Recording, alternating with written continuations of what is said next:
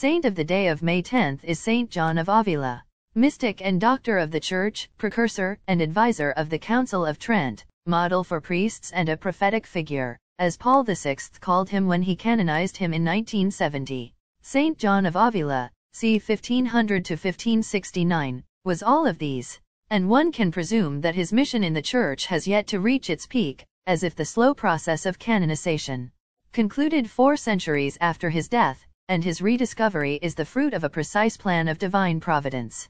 Pope Montini extolled his many charisms and saw him as a shining example for the clergy, as well as a perfect response to secularist society. Every priest who doubts his own vocation can approach our saint and receive a reassuring response.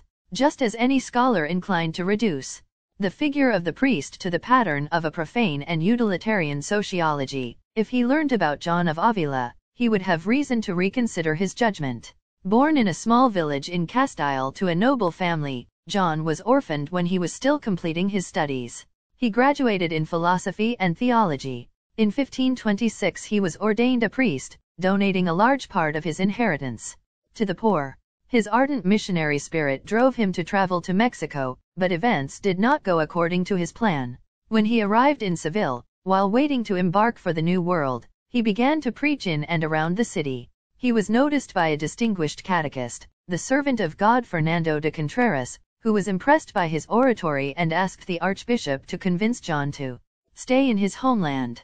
And so he did.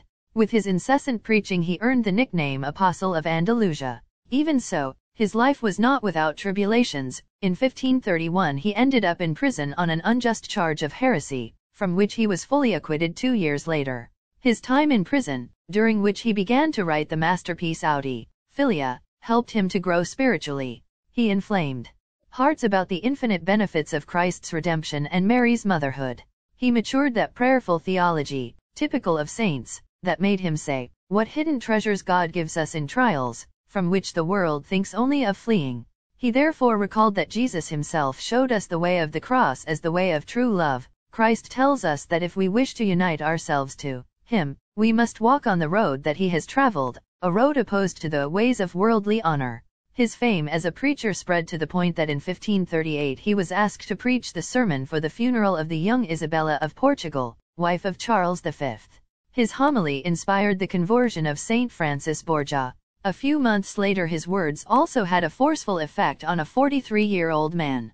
Still confused about his vocation, Saint John of God, founder of the Fatima Fratelli, Brothers Hospitallers.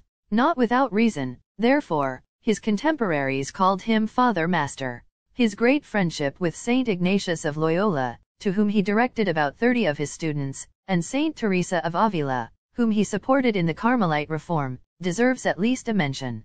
As Benedict XVI wrote in the apostolic letter with which he proclaimed him Doctor of the Church, great saints and recognized sinners, wise and ignorant, poor and rich, turned to him for help and guidance.